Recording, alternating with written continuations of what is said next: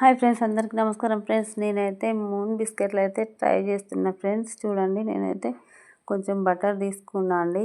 Butter మొత్తం ఇలా మంచిగా కలిపేసుకున్నా.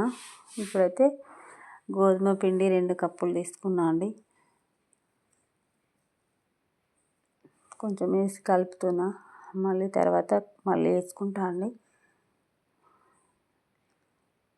అంతా మిక్స్ చేసుకుంటా అండి.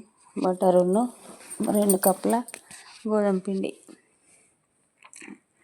అంతా బటర్ కలిసేటట్టు అయితే మంచిగా పిండిని అంతా కలిపేసుకొని, దాంట్లో ఏంటిదంటే చక్కెర పౌడర్ అండి. చక్కెర మిక్సీ పట్టిన పౌడర్ కూడా 1 కప్పు వేసుకున్నా అండి.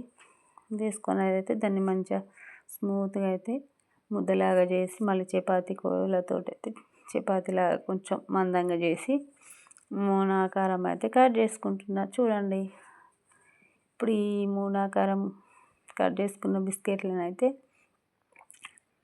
15 మినిట్స్ అయితే ఓవెన్లో ఉంచి తీసేస్తే బిస్కెట్స్ రెడీ అయిపోతాయండి. చూడండి, ఇప్పుడైతే నేను ఓవెన్లో అయితే బిస్కెట్లు పెడుతున్నా అండి. 15 మినిట్స్ ఉంచి తీసేయడమే. చూడండి, 2 ట్రేలలో అయితే పెట్టేసిన.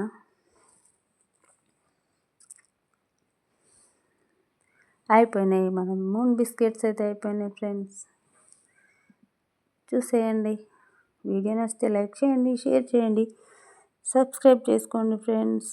ఓకేనా అండి?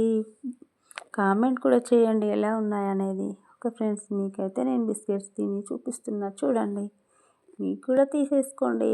ఓకేనా ఫ్రెండ్స్? చూడండి ఎంత బాగున్నాయో.